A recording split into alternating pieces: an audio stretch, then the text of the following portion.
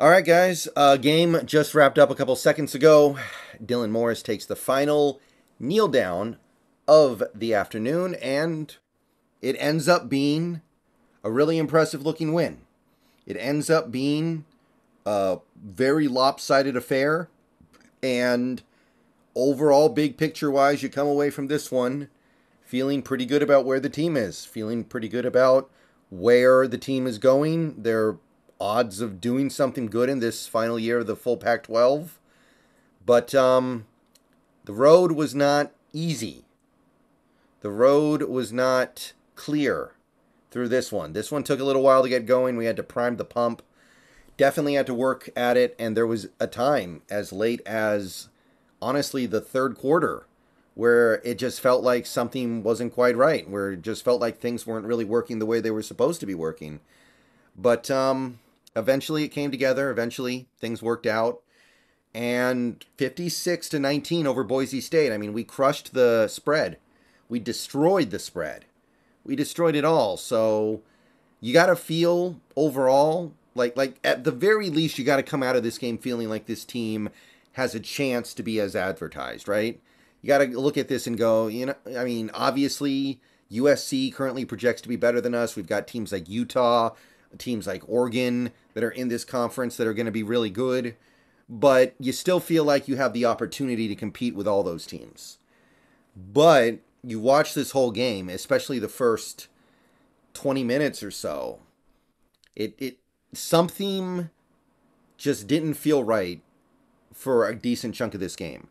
And the good news is we've got a few games to get that out of our systems, get ready for the games that are actually going to be really hard. The teams like the Oregon game or the Utah USC double punch gauntlet. So being not so great in this game is something that you might be willing to live with a little bit. Being not so great in this game is something that it maybe is expected. It's your first game. The team has been hyped like crazy all off season. So maybe it's just kind of to be expected that there would be this initial period of believing your own hype, smelling your own farts, and thinking that it's just all going to come easy. And today it didn't come easy. Like the way that game started was concerning. First two plays of the game, we just run it up the middle.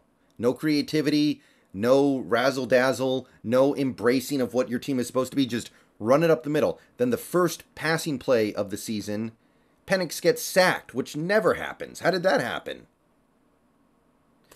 So we had that. Then you had the only plays where we stopped Boise State on defense early were the plays where the receivers dropped the ball, honestly. They were able to move the ball pretty effectively on us. They ran some screens on us.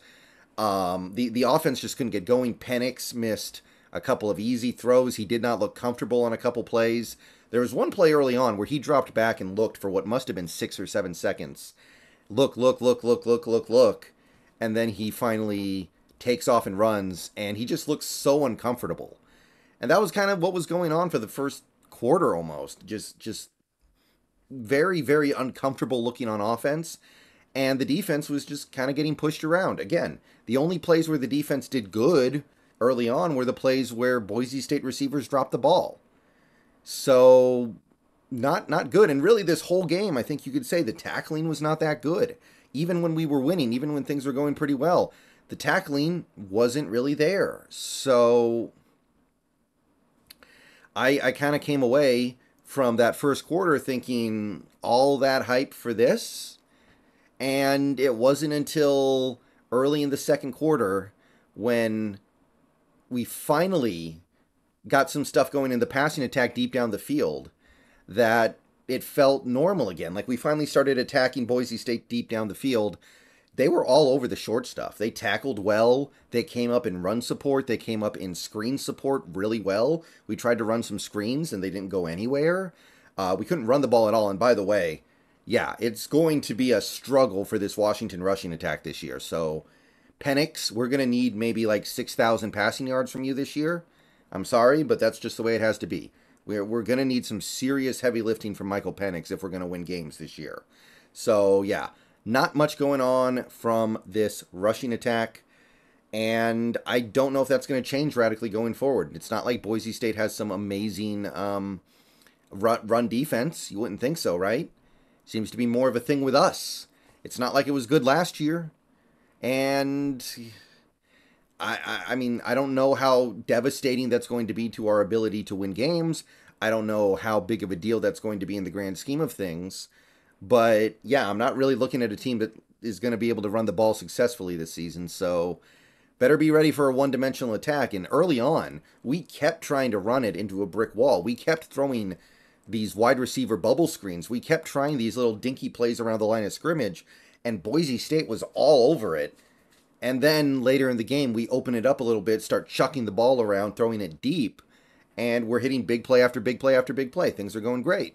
So play calling was also, it took a while to get going, but once it got going, there were some real fireworks out there. So by the end of the game, Penix ended up having a great game. McMillan, Odunze, and don't forget, Jalen Polk had a big game. Westover. It's a four-headed receiver attack, and we're going to need every bit of it. But those guys were awesome today. Offensive line, you can see we miss our 2 starting tackles from last year, but it wasn't bad. It's going to take some time, but I don't think it was bad. I think they have a chance to get better. They're going to slowly ramp up over the next couple weeks in time for Pac-12 play, and by then, hopefully, they're just out there killing it. So that's the offense. That's basically what's going to... That's basically my takeaway here. I'm a little concerned about this rushing attack because I don't think it's going to be good this year. I really don't. I don't think this was a one-off. I think it's going to be a big play or nothing rushing attack. There's not going to be a lot of 5 yards, 5 yards, 5 yards. It's going to be no gain, -2, -1, 1 yard, 58 yards. Like, honestly, other than the McMillan Wildcat, we had 1 successful running play the whole game, maybe 2. So, yeah, luckily those plays went for bigger gains, so the stats don't look that bad, but yeah, this doesn't look like a team that's going to be able to run the ball traditionally. So, defense, the start of the game was bad, and then they locked down. The start of the game was like, not a lot of pressure, got beat up on screen plays, bad tackling. The tackling was bad the whole game. That's the one thing that was bad the whole game. But the secondary, once you got past that first 20 minutes, secondary looked much better. Secondary was making plays on the ball. The secondary was breaking up passes. They got called for some very brutal penalties, in my opinion. There were like 3 or 4 pass interference penalties in this game. I think a couple of them really could have gone the other way. So I don't know. I kind of came away from that thinking I'm happy these guys are playing a little more aggressively and they're making plays on the ball.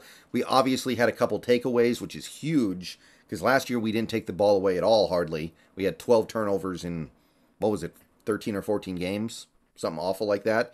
So that was good. QB pressure eventually warmed up. And obviously we benefited tremendously from Boise State being bad with their passing attack. Their quarterback was inaccurate, especially when he was on the move. Receivers dropped a lot of passes. If they had a good quarterback, a good passing attack, we might be sitting here having a different conversation because Boise State, there were points out there for them to get. They just couldn't complete plays. So I understand that, but I do feel like the secondary looked much better than they did last year once they got warmed up. I still have some optimism around this pass rush because of the guys we have. And I guess that's about it. Special teams were pretty good. We blocked a punt. We almost blocked a couple others. We made all of our extra points. Basically, once things got going, it was a blowout. I mean, that second quarter and late third, early fourth, pretty brutal for Boise State, and we really got things going there. So, coming away from this game, I don't know if I feel better about this team's ability to win the Pac-12, but I don't think I feel worse. So I'm kind of like, I know I said expect to win this game by a couple of touchdowns and that's it. The fact that we won this game by, 37 points. I know that some people are going to look at that and go, oh, well, our expectations should be through the roof now. But watching the game, you see the little problems that could manifest, right? You see the little problems with the tackling, the problems with the running game, the screen game, things that will not cost you the game against Boise State, but can cost you the game against other teams. So, I don't know. I came away from this game feeling pretty good.